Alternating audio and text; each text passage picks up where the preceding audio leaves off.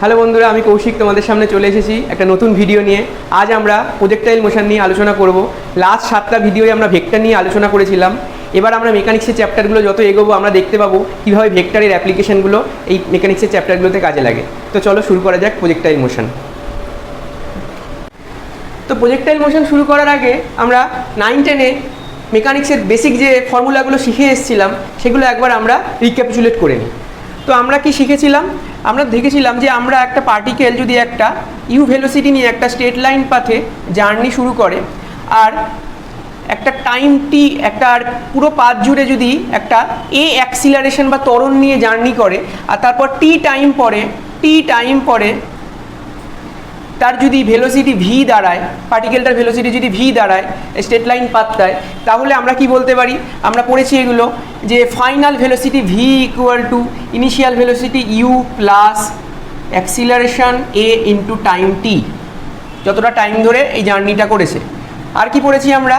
যে total path এই যে ইউ থেকে ভি, এই যে এইখান থেকে ইনিশিয়াল পয়েন্ট এ থেকে ফাইনাল পয়েন্ট যে বিতে পৌঁছালো, এই টোটাল ডিস্টেন্সটা এবি পাথের ডিস্টেন্সটা যদি এস হয় তাহলে টোটাল যে পাথ কাভার্ড, এই টোটাল ডিস্টেন্স কভার্ড, এই ডিস্টেন্সটা কত হবে?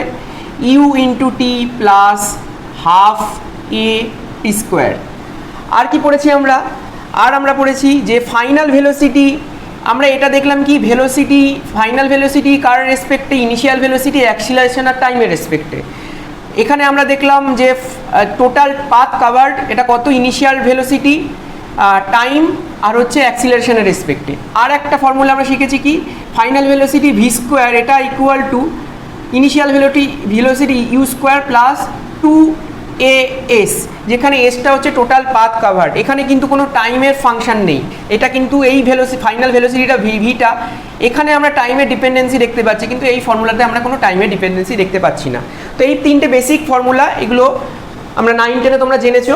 একই সাথে ক্লাস 11-এও প্রথম দিকে তোমরা শুরু যখন করেছো তখনও এই জিনিসগুলো জেনেছো।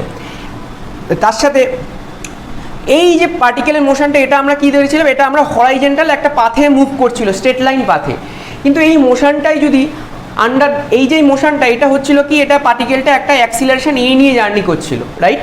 এবার এই যে পার্টিকেলের মোশনটা যদি এরকম হরাইজন্টাল পাথে না হয়ে ভার্টিক্যালি একটা, আমি যদি বললাম যে একটা পার্টিকেলকে আমরা একটা এখান থেকে এখানে আমরা গ্রাউন্ড থেকে আমরা ইউ ভেলোসিটি নিয়ে একটা পার্টিকেলকে ওপর দিকে ভার্টিক্যালি ছুড়ে দিলাম। আমরা কি করলাম? আমরা একটা পার্টিকেলকে এখানে গ্রাউন্ডে ছিল বা একটা বল, সেটাকে ইউ ভেলোসিটি নিয়ে আমরা ওপর দিকে ছুড়ে দিলাম। তাহলে আমরা কি দেখেছি? তোমরা কি ফুটবল খেলা বা সমস্ত খেলাধুলার ক্ষেত্রে দেখেছো যে বলটা কি হবে?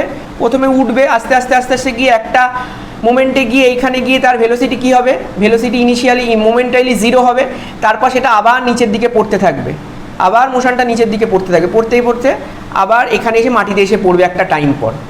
এই যে মোশনটা, এটা কি? Motion under the gravity.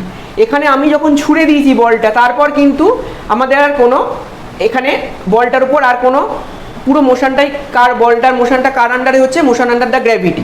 হ্যাঁ, এখানে আরেকটা ডিপেন্ডেন্সি আছে বলটার মোশনের ওপর, সেটা হচ্ছে এয়ার রেজিস্ট্যান্স। কিন্তু আমরা যখনই এই টাইপের ক্যালকুলেশনগুলো করবো, ভার্টিক্যাল পাথে কোনো পার্টিকেলের মোশন আমরা দেখব, তখন সেক্ষেত্রে আমরা যে এয়ার রেজিস্ট্যান্স, বলটা ওঠার সময় যে বলটা যে এয়ার যে বাধা দিচ্ছে, মানে বাতাস যে এয়ারটা, সেটা যে বলটাকে যে বাধা দিচ্ছে ওঠার পথে বা নামার সময়, সেই রেজিস্ট্যান্সটাকে আমরা এখানে নেগলেক্ট করব, আমরা এটাকে ধরবো না।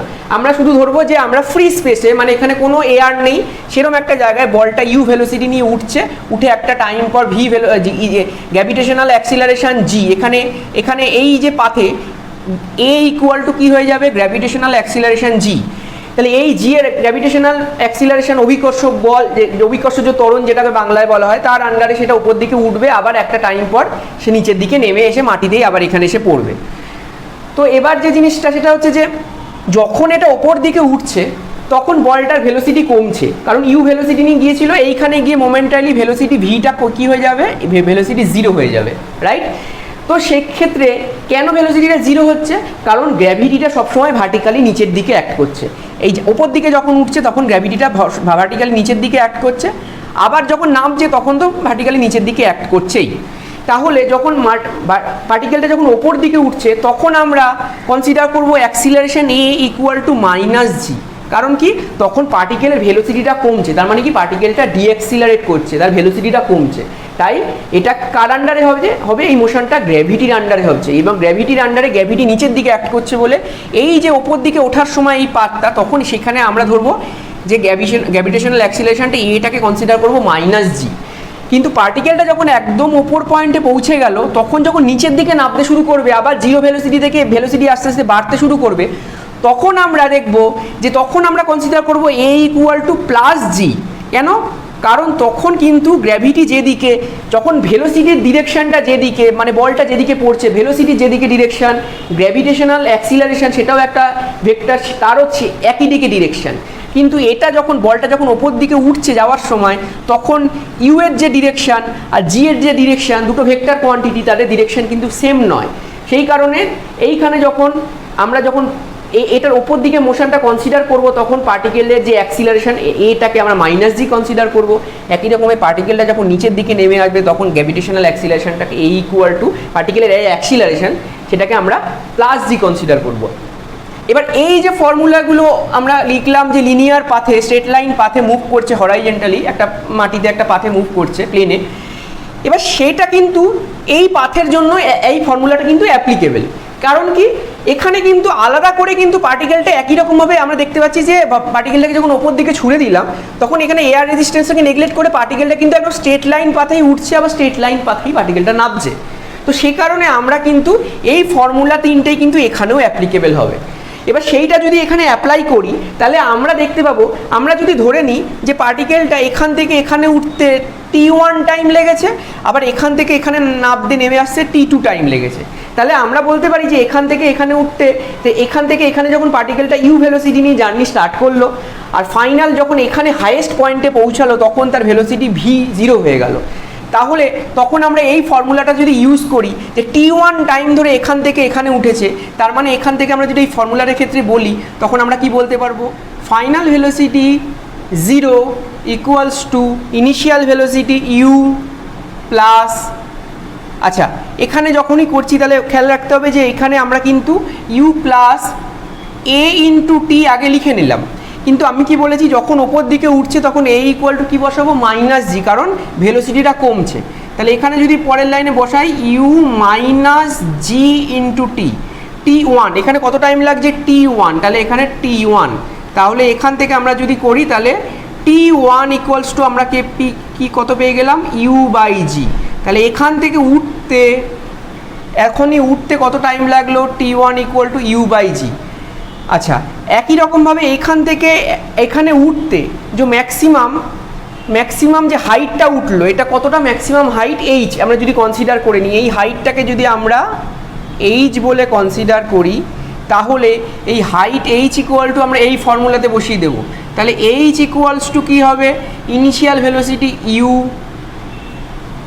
রাইট ইন্টু কত টাইম লাগছে এখান থেকে এখানে উঠতে, t1 right, u into t1, তারপর এখানে এর জায়গায় কি বসাবো, মাইনাস জিটি স্কোয়ার, তাহলে মাইনাস জি, সরি এর জায়গায় কি বসালো, মাইনাস জি, তাহলে এখানে কি হবে, তাহলে minus half G t1 square right. তাহলে t1 এর ভ্যালুটা কিন্তু আমরা এখান থেকে এখানে বসিয়ে দেবো, আগে আমরা বসিয়ে দিই এখান থেকে, তাহলে এখান থেকে t1 এর ভ্যালুটা বসিয়ে দিলে এখান থেকে পাবো u into U by G, তার মানে u square by G minus half G t1 স্কোয়ারে কী হবে, u square by G square. তাহলে এখান থেকে আমরা যদি করি তাহলে এখান থেকে পেয়ে যাব u square by G minus half of u square by g, এখানে একটা জি কাটবে, তাহলে এখানে পেয়ে গেলাম ইউ স্কোয়ার বাই 2g। তাহলে এইখান থেকে এইখানে যে ম্যাক্সিমাম হাইটটা ইউ ভেলোসিটি নিয়ে যদি জার্নি স্টার্ট করে, তাহলে মোশন আন্ডার দ্য গ্র্যাভিটি কী হবে, এইখান থেকে যে ম্যাক্সিমাম হাইটটা উঠবে এইচটা, সেটা depends only on the initial velocity and the gravitational acceleration, আর কিছুর ওপর কিন্তু ডিপেন্ড করছে না, কোনো টাইমের ওপর ডিপেন্ড করছে না। তার মানে আমরা যদি যে কোনো মাস, এনি মাস, আমরা যদি এটাকে যদি ওপর দিকে তুলি, যে ভেলোসিটি ইউ ভেলোসিটি নিয়ে তুললে এটা যত হাইট অবধি উঠবে, একই রকমভাবে অন্য কোনো একটা মাসকে আমরা যদি বলি যে অন্য কোনো একটা মাস, যদি আমি এই ফোনটা নিলাম, এইটাকেও যদি আমি ওপর দিকে একটা ক্যাচের মধ্যে তুলি, তাহলে এও যদি আমি ইউ ভেলোসিটি নিয়ে তুলি, তাহলে এও কিন্তু শুধু ফাইনাল যে হাইটটা উঠবে ওপর দিকে, সেই হাইটটা কিন্তু u²/2g হবে। শুধু ইউ আর গ্র্যাভিটেশনাল অ্যাক্সিলারেশন জি এর ওপরই ডিপেন্ড করবে, আর কিছুর ওপর কিন্তু ডিপেন্ড করবে না, রাইট? তাহলে এখান থেকে আমি দুটো জিনিস পেয়ে গেলাম, একটা হচ্ছে এখান থেকে এখানে উঠতে t1 টাইম লাগছে, সেটা হচ্ছে u/g, আর একটা এখান থেকে এখানে উঠতে যে হাইটটা, সেই হাইটটা হচ্ছে কত, u²/2g। তাহলে এটা আমি এখানে লিখে দিচ্ছি যে h = ম্যাক্সিমাম হাইট কত, u²/2g। এবার আমরা যখন এখান থেকে এখানে নামছি, তখন কিন্তু এখানে ইনিশিয়াল ভেলোসিটি তা ইউটা কত হয়ে গেছে, এখানে আমি ধরলাম ইউ ড্যাশড, বা এখানে ভি ধরলাম এটাকে, এখানে ভি যেমন বলা আছে, তাহলে ইনিশিয়াল ভেলোসিটি ভিটা কত, এখানে 0। এবার এখানে যখন নেমে আসবে, নেমে আসতে যদি আমি ধরলাম t2 টাইম লেগেছে, আমি বললাম, তাহলে t2 টাইম যদি লেগে থাকে, তার মানে এখানে ফাইনাল ভেলোসিটি আমি জানি না কত হচ্ছে, আমি জানি না ফাইনাল ভেলোসিটিটা কত, কিন্তু আমি এখান থেকে যেটা পেয়ে যেতে পারি সেটা হচ্ছে যে টাইমটা কত লাগছে সেটা আমরা কিন্তু ক্যালকুলেট করতে পারি। তাহলে সেই টাইমটা কত লাগছে, এবার এখানে যখন পড়বে, এই পড়ার মুহূর্তে কিন্তু ফাইনাল ভেলোসিটিটা কিন্তু আবার কত হবে, ফাইনাল ভেলোসিটিটা কিন্তু আবার ইউই হবে, ইউর যে ভ্যালু ছিল ইউ সেটাই হবে। এটা আমরা দেখতে পাবো এক্ষুনি। আমরা ধরে নিলাম ফাইনাল ভেলোসিটিটা এখানে কত হচ্ছে, ভি। আমি ধরে নিলাম এখানে ফাইনাল ভেলোসিটি হচ্ছে ভি, তাহলে ভি ইকুয়ালস টু যদি আমরা ইউ প্রুভ করতে পারি, তাহলে আমরা দেখিয়ে দেবো তাহলে ফাইনাল ভেলোসিটিটা কিন্তু আবার ইউই দাঁড়াচ্ছে। তাহলে ভি ইকুয়ালস টু, এবার যখন নিচের দিকে নামছে তখন এটা কত, প্লাস জি আমি বলেছি, আর ইনিশিয়াল ভেলোসিটি এখন কত, 0, তাহলে ভি প্লাস জি ইন্টু t2, রাইট? এবার এখান থেকে t2-র ভ্যালুটা আমরা কিন্তু ক্যালকুলেট করতে পারি না, কারণ টি2 ভ্যালুটা আমরা জানি না এখান থেকে কত উঠছে, তাহলে টি2 ভ্যালুটা আমরা আলাদা ফর্মুলা থেকে ক্যালকুলেট করার চেষ্টা করব। কিন্তু এখান থেকে আমরা যেটা করতে পারি, ভি ইকুয়ালস টু, ভি এর ভ্যালুটা কত, 0 প্লাস জি ইন্টু t2, রাইট? এটা আমরা পেয়ে গেলাম।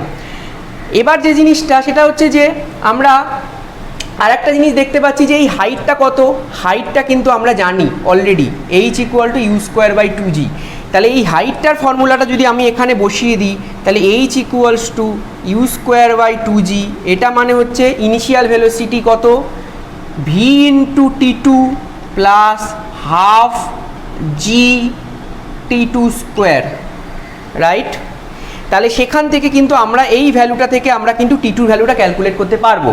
কি করে ক্যালকুলেট করছি, এখান থেকে আমরা ভি এর ভ্যালুটা কত জানি, ইনিশিয়াল ভেলোসিটি কত, 0, তাহলে এখান থেকে 0 হয়ে গেল, প্লাস হাফ জি t2², তাহলে এখান থেকে এইটা ইকুয়ালস টু আমি এখানে পেয়ে গেলাম এটা কত, তার মানে এটা ইকুয়ালস টু এখান থেকে আমরা পেলাম কত, এই জিনিসটা কত, হাফ জি t2², তাহলে এইটা মানেই কত, u²/2g। তাহলে এই ভ্যালুটা আমরা পরের লাইনে লিখি, তাহলে এইটা এখানে h রইল, তাহলে পরের লাইনে এটা লিখলাম u²/2g। তাহলে এখান থেকে যদি আমরা দেখি, তাহলে এখান থেকে আমরা যদি ক্যালকুলেট করার চেষ্টা করি, তাহলে হাফ হাফ কেটে যাবে, আর তাহলে মানে t2 কত দাঁড়াবে, t2² দাঁড়াবে u²/g², রাইট? তাহলে এটা যদি দাঁড়ায়, তাহলে এখান থেকে t2-র ভ্যালুটা কত আমরা জানি, এখানে প্লাস মাইনাস u/g হওয়া উচিত, কিন্তু আমরা টাইম কখনো নেগেটিভ হতে পারে না, তার মানে t2 = শুধু u/g। তার মানে আমরা দেখলাম যে ওঠার সময় যদি t1 টাইমটা u/g টাইম লাগছিল, নামার সময়ও কিন্তু একই টাইম নেবে u/g। তাহলে এখান থেকে আমরা এই ভ্যালুটা এখানে আবার বসিয়ে দিই, তাহলে এখান থেকে যে জিনিসটা আমরা এই ক্যালকুলেশনটা করেছিলাম, তাহলে এখানে আমরা বসিয়ে দিই যে t2 = নামার সময় যে টাইমটা সেটাও কিন্তু u/g টাইমই লাগছে। আর কি, আর আমরা যেটা বললাম যে ফাইনাল ভেলোসিটি, যে ভি, এখানে আমি বলেছিলাম ভি এটা কত দাঁড়াবে, ইউ ইনিশিয়াল ভেলোসিটি এটা কত, এখানে ইউটা কত বা ভি, এখানে ভি, তাহলে ভি প্লাস এই ফর্মুলা থেকে v initial velocity v plus g t, a = plus g এখানে, তাহলে জি t2, তাহলে এখান থেকে আমরা যদি করি তাহলে ভি এর ভ্যালুটা কত, 0 প্লাস জি ইন্টু t2, t2 ভ্যালু কত, u/g। তাহলে এখান থেকে বসিয়ে দিয়ে কেটে গেল, তাহলে এখানে কত হলো ইউ এলো। তাহলে আমরা দেখলাম যে ইউ ভেলোসিটি নিয়ে যদি জার্নি স্টার্ট করে তাহলে ফাইনাল ভেলোসিটি যখন নেমে আসবে তখনও কিন্তু তার ভ্যালুটা এক্স্যাক্টলি ইউই দাঁড়াবে। তাহলে এইটা হচ্ছে motion under the gravity vertical পাথে, এই জিনিসগুলো আমাদের কিন্তু জেনে নেওয়া দরকার। এটা হচ্ছে ফাইনাল ভেলোসিটি, তাহলে এইটাই ভিটাই আবার কিন্তু ফাইনাল ভেলোসিটি ইউ দাঁড়াবে, রাইট। তাহলে এই চারটে জিনিস আমরা এখান থেকে মোশন আন্ডার দ্য গ্র্যাভিটির আন্ডারে দেখলাম। প্রজেক্টাইল মোশনের আন্ডারে কিন্তু আমাদের এই দুটো জিনিসই লাগবে, একটা হচ্ছে স্ট্রেট লাইন পাথে মোশন আর হচ্ছে মোশন আন্ডার দ্য গ্র্যাভিটি, এই দুটো জিনিসই কাজে লাগবে। তো এইটা আমরা দেখলাম। তো আমরা কি এখান থেকে কনক্লুড করতে পারি যে স্ট্রেট লাইন পাথে মোশনের জন্য, হরাইজন্টাল পাথে মোশনের জন্য আমরা এইগুলো 9-10-এ শিখে এসেছি, কিন্তু এই জিনিসগুলো যখন ভার্টিক্যাল পাথে মোশন হবে তখন কিন্তু আমরা এই জিনিসগুলোকে, এটা যদি ভার্টিক্যালি নিচের দিকে নামে কোনো একটা এটা আমি ধরে নিলাম যে একটা কোনো পার্টিকেল এখানে ইউ ভেলোসিটি নিয়ে নিচের দিকে নামছে, আর ফাইনাল একটা টি টাইম পর তার ভেলোসিটি যদি ভি দাঁড়ায়, তাহলে তখন কিন্তু আমরা এখান থেকে এই ফর্মুলাটা মডিফাই হয়ে কী দাঁড়াবে, you plus G into T. একই রকমভাবে কতটা হাইট নামবে, এখানে এসের জায়গায় কিন্তু আমরা হাইট নিয়ে কথা বলবো, তাহলে কতটা হাইট নামবে, S equal to U into T plus half G T square. এটা নিচের দিকে নামছে, এই জিনিসটা মাথায় রাখতে হবে। আর হচ্ছে V square, final velocity V square equal to initial velocity U square plus 2gh, 2gs এর জায়গায় একই জিনিস। এটা যদি আমার ভার্টিক্যাল পাতে এই জিনিসটা, এইটা যদি ওপর দিকে ওঠে, যে ইউ ভেলোসিটি নিয়ে ওপর দিকে উঠছে, একটা টি টাইম পর ভেলোসিটি এটা কত দাঁড়াচ্ছে, ভি দাঁড়াচ্ছে, তখন আমরা বলতে পারি যে v equals to u minus g t. আর কি এইচ ইকুয়াল টু যতটা হাইট উঠলো, এটা এইচ হাইট নেমেছিল, এখানে ক্ষেত্রে এইচ হাইট এটা নেমেছিল, এখানে এইচ হাইট উঠলো, তাহলে এইচ ইকুয়ালস টু কত দাঁড়াবে, u into t minus half জি টি স্কোয়ার। আর হচ্ছে final velocity V square equal to u square minus 2gh। তাহলে বন্ধুরা দেখতে পাচ্ছ যে এই দুটো ফর্মুলা, একটা হচ্ছে ভার্টিক্যাল পাথেও নিচের দিকে নামছে যখন এ ইকুয়ালস টু হচ্ছে এই ফর্মুলাতে a equals to just plus g, আর ভার্টিক্যাল পাথে যখন ওপর দিকে উঠছে তখন স্ট্রেট লাইন পাথে তখন সেটা equal to a equals to just minus g, এর জায়গায় আমরা মাইনাস জি, তাহলে এই ফর্মুলাতে জাস্ট এর জায়গায় প্লাস জি আর মাইনাস জি বসালেই কিন্তু আমরা এই দুটো ফর্মুলা পেয়ে যাচ্ছি। তো বন্ধুরা, প্রজেক্টাইল মোশন শুরু করার আগে যে বেসিক ফর্মুলাগুলো জানার দরকার সেগুলো আমরা এখানে দেখলাম। এরপরে আমরা নেক্সট ভিডিওয়ে আমরা প্রজেক্টাইল মোশন সম্পর্কে ডিটেলসে স্টার্ট করব। তাই কিপ ওয়াচিং মাই চ্যানেল। তো আজকের জন্য টাটা।